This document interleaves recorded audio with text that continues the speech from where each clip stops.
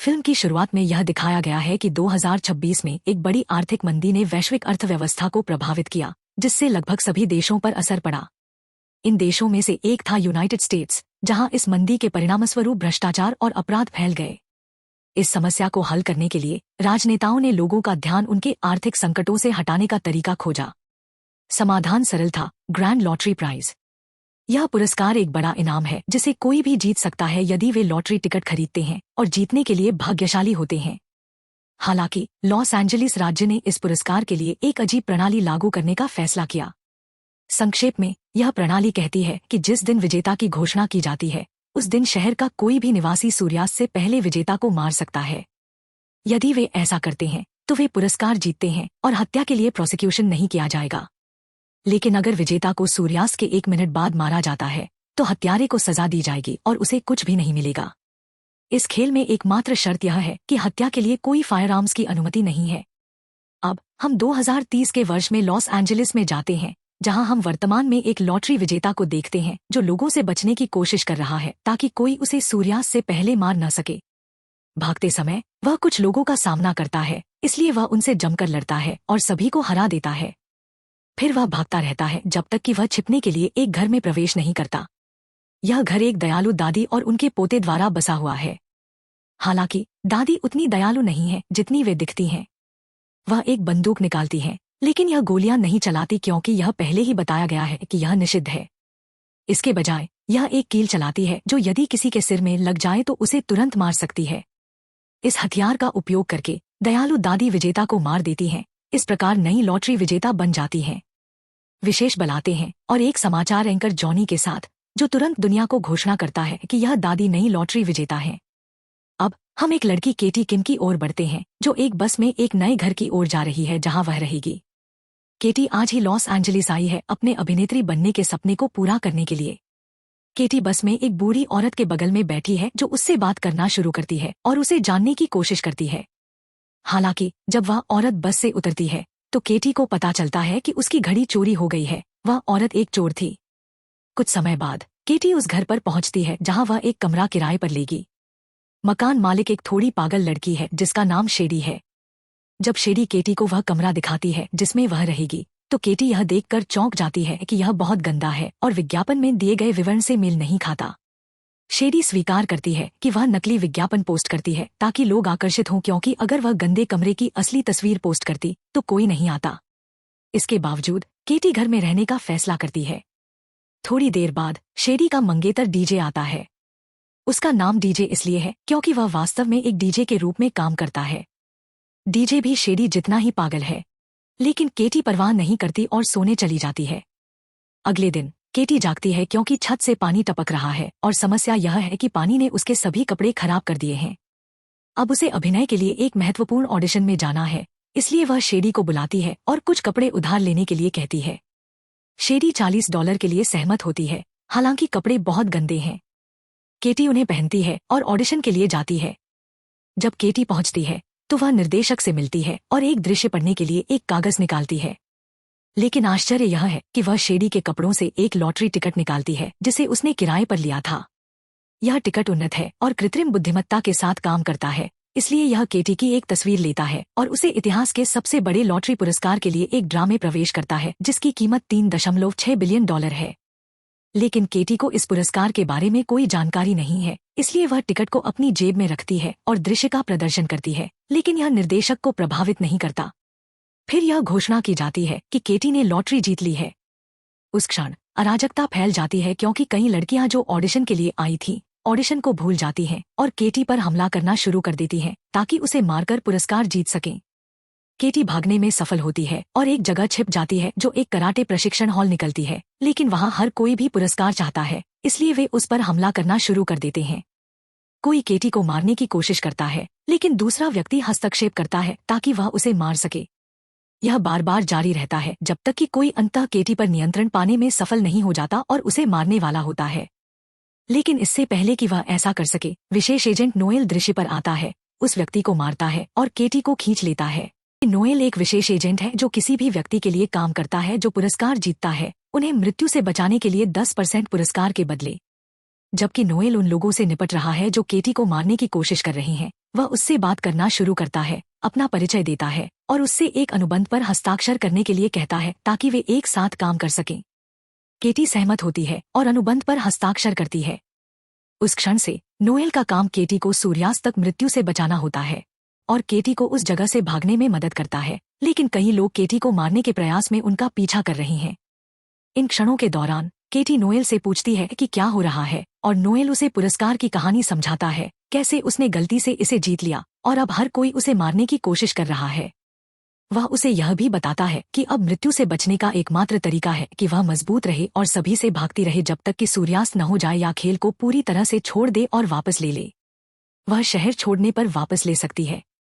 केटी फैसला करती है कि वह वापस लेना चाहती है और नोएल उससे सहमत होता है और उसे बताता है कि वह उसे शहर से बाहर निकालने में मदद करेगा और अपने हिस्से का पुरस्कार नहीं मांगेगा, क्योंकि अगर वह वापस ले लेती है तो उसे कुछ नहीं मिलेगा। इससे केटी को संदेह होता है और वह नोएल पर शक करने लगती है, सोचती है कि क्या वह भी उसे मारने की कोशिश कर रहा है। जब वे भाग रहे होते हैं तो एक लड़की उनका पीछा करती है, कार में कूद जाती है और केटी को मारने की कोशिश करती है। नोएल पीछे की सीट पर जाता है और केटी से कार चलाने के लिए कहता है, जबकि वह लड़की से छुटकारा पाने की कोशिश करता है। नोएल अंततः लड़की को कार से बाहर फेंकने में सफल होता है और वे अपनी भागने की कोशिश जारी रखते हैं। कुछ समय बाद कार खराब हो जाती है और उस क्षण केटी नोएल को स्वीकार करती है कि वह उस पर शक कर रही है और उसे छोड़ने की सोच रही है। नोएल उसे समझाने की कोशिश करता है कि वह उसके साथ रहे ताकि वह उसकी रक्षा कर सके, लेकिन वह उसकी बात नहीं सुनती। केटी पास में एक पुलिस कार देखती है, इसलिए वह उसकी ओर जाती है और अंदर के अधिकारियों से मदद मांगती है।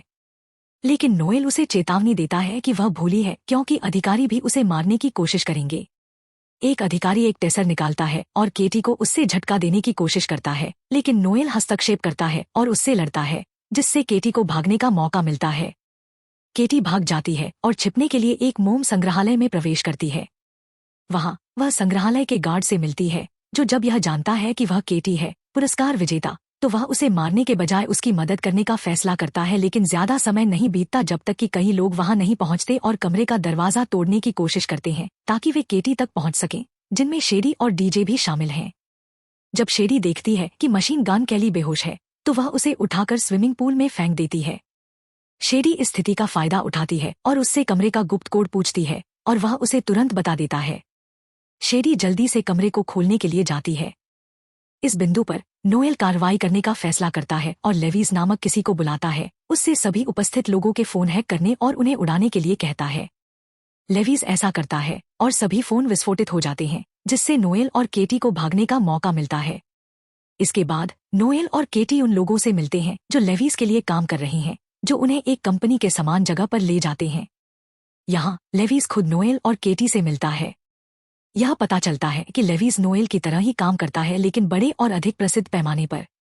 लेविस केटी से कहता है कि वह सूर्यास्त तक उसकी मौत से रक्षा करेगा, उसके पुरस्कार के 30% के बदले। केटी इस पर सहमत होती है। हम देखते हैं कि लेविस नोएल के साथ बहुत बुरा व्यवहार करता है, यहाँ तक कि वह उसे पुरस्कार का कोई हिस्सा नहीं देना चाहता। लेकिन केटी जोर देती है कि लेविस नोएल को वह हिस्सा दे जो उसे मिलेगा, अन्यथा कोई समझौता नहीं होगा। लेविस इस पर सहमत होता है और वे जारी रखने का फैसला करते हैं। इसके बाद नोएल और केटी लेविस की कंपनी के भीतर एक स्थान पर जाते हैं ताकि अपनी कई चोटों का इलाज कर सकें। इस दौरान वे बातचीत करते हैं। उनकी बातचीत से यह स्पष्ट हो जाता है कि केटी का जीवन बचपन से ही कठिन था, क्योंकि उसके पिता ने उसे पैसे कमाने के लिए अभिनय करने पर मजबूर किया। एक दिन उसने केटी द्वारा कमाए गए सभी पैसे ले लिए और भाग गया, उसे और उसकी बीमार मां को छोड़कर, जिनकी देखभाल केटी ने उनकी मृत्यु तक की। नोएल की बात करें तो वह केटी को बताता है कि वह एक समूह में भाड़े का सैनिक था और लेविस भी उनके साथ था। लेकिन कुछ समय बाद उसने पूरी तरह से छोड़ने का फैसला किया। एक मिशन के दौरान उसने अपनी टीम के साथ शामिल नहीं होने का फैसला किया, जिससे उसके सभी साथियों की मौत हो गई, केवल लेविस बचा। तब से लेविस नोएल से गहरी नफरत करता है। नोएल कबूल करता है कि वह अब ऐसे लोगों की मदद करने की कोशिश कर रहा है जैसे केटी, ताकि वे न मरें। उसने जो भी काम से पैसे कमाए वे उसके दोस्तों और उन लोगों के परिवारों के पास जाते हैं जिन्हें उसने भाड़े का सैनिक रहते हुए मारा था, अपने पापों का प्रायश्चित करने के तरीके के रूप में। उस समय केटी नोएल की इज्जत करने लगती है और उससे और अधिक प्यार करने लगती है। थोड़ी देर बाद लेविस की टीम की एक लड़की आती है और केटी और नोएल को बताती है कि लेविस केटी को सूर्यास्त तक सुरक्षित रखने के लिए एक सुरक्षित स्थान पर ले जाने की योजना बना रहा है। लड़की एक उपकरण लाती है और केटी से उसका चेहरा इसमें डालने के लिए कहती है ताकि यह एक मास्क बना सके जो उसकी पहचान को पूरी तरह से बदल देगा, जिससे किसी को भी उसकी पहचान न हो सके। केटी सहमत होती है और उपकरण एक मास्क बनाता है जो उसे एक बूढ़े आदमी जैसा दिखता है। इस बीच नोएल कुछ समय के लिए सोचता है और केटी से कहता है कि उसे लेविस पर भरोसा नहीं है और उसे संदेह है कि लेविस केटी को एक सुनसान जगह ले जाना चाहता है ताकि वह उसे आसानी से मार सके और सारे पैसे अपने नाम कर सके। लेकिन केटी उस पर विश्वास नहीं करती।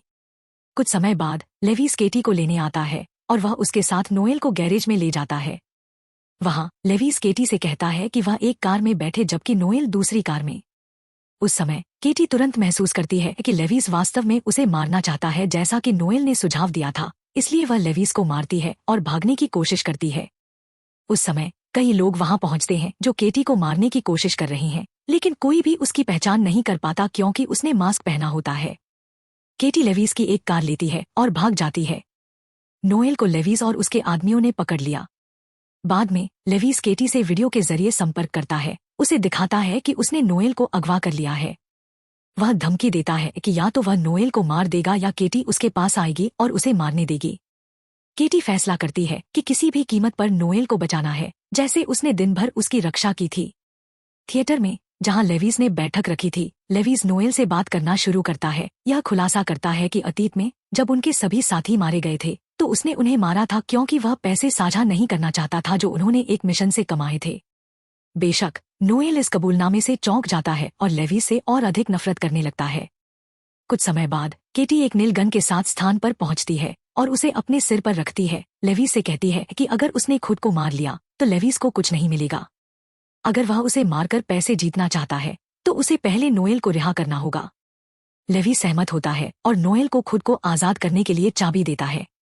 फिर लेविस केटी से बंदूक लेने की कोशिश करता है ताकि वह उसे मार सके, लेकिन वह उसे नहीं देती, उसे मारती है और नोएल को आजाद करने के लिए बढ़ती है।